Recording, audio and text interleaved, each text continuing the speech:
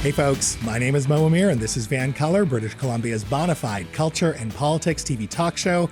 Tonight, former BC Minister of State for Childcare Katrina Chen will be here to discuss gender-based violence and why she, along with other advocates, want the government to designate gender-based violence as an epidemic.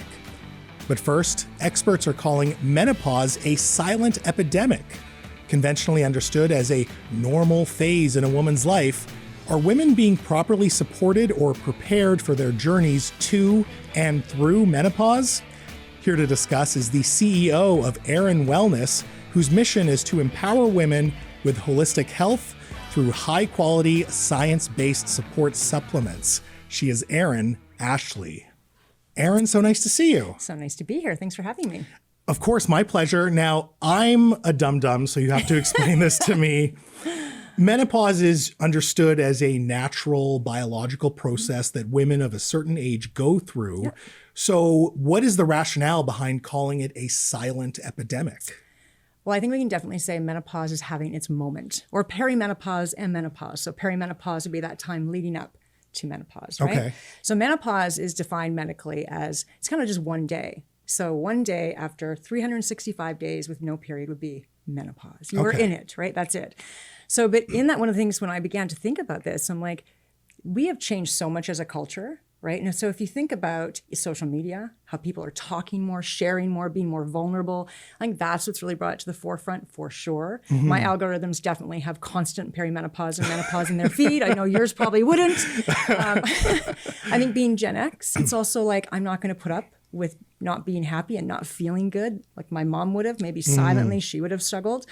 And I think women are now just raising their voices. And just even the conversation, if you look culturally, how much we've changed in the past 5 years around sexuality, our conversation about well-being, I think that's why it's really having its moment in time. And menopause is one of those things that doesn't really get discussed. And historically, if it does get discussed, it's kind of the punchline of a joke. Yeah.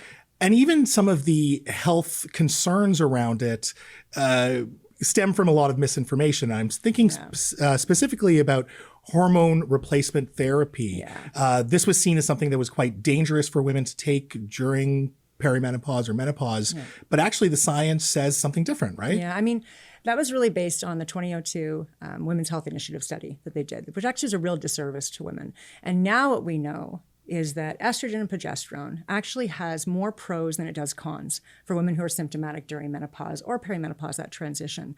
And when we look at the stats, it's 6 out of 10,000 women can get breast cancer. Now, it's not zero, but it's pretty small amount when we think about that number, right? 6 out of 10,000. Who are on the therapy or just in general? Who could be at risk for breast cancer. Okay. 6 out of 10,000. Yeah. Right? So that's a pretty, the cons number. Are definitely, the pros outweighs the cons for sure. Yeah. And one of the things actually I wanted to mention, which is really important here in BC, is actually in BC, starting April 2025, hormone replacement is going to be free for women, which is huge. Yeah. So this transition, this time in women's life when they're kind of in that hormonal chaos, we can actually really start having these educated conversations for women and support them.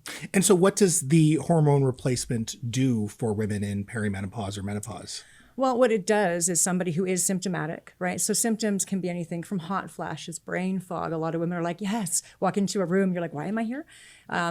Looking at joint pain, frozen shoulder. I mean, the conditions go on and on. And these are real conditions. These are real conditions that sometimes get dismissed, right? as get dismissed, it's in right? your head. Or that women feel like, what's wrong with me? What's going on with my body? And because a lot of our moms never talked about this, there's so many women now going, what is happening to myself, right? So in that, I think what that does when you go and actually meet with your health practitioner, they will find exactly what works for you, which is one of the reasons I really encourage women to have a menopausal plan. Go talk to your doctor in your 40s and ask him all the information you possibly could know so you can make an educated, informed decision for yourself, right? So is that really the right age to start planning for it, or should it be before, or when you start experiencing symptoms? I think to me, I went in at 42 and just talked to my doctor and said, so what do you know about hormone replacement therapy? I mean, most doctors are not given They're given, an hour of menopausal training? Like they're given hardly any training. Okay. Yeah, so it's a very small amount. Yeah. Now that is changing. We do have wonderful clinics here in BC that are working with women, advocating for women. And so I think we're going to see a direct change in the next 5 to 10 years, especially now when it becomes free.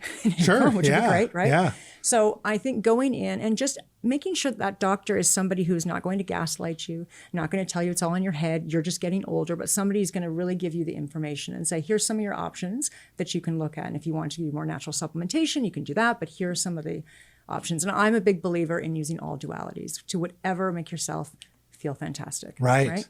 Now, going back to the cultural aspect of menopause, women really do suffer, not just physiologically, but it affects their relationships, it affects their work. Can you speak to that a little more? Yeah. I mean, one stat I saw out of the UK was 1 in 5 women quit their jobs. 1 in 5. Women, yeah. Wow. And that was out of the UK.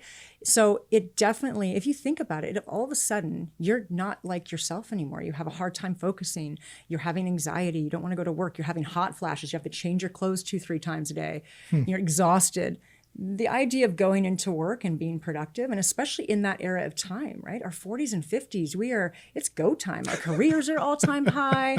Our kids are possibly moving out of the house. Sure. Maybe we're looking at that spouse like, who are you again, right? So you have all of this stuff happening, and then your hormones are thrown for a loop. Yeah. So it's so important that women are given the support they need, and that workplace, I mean, we're going to, I think, see more of this as well, where workplace recognizes it the same way we recognize when somebody goes on mat leave. Right. Right. We really look at it as like, okay, this is a really big transition in women's life. How can we support them?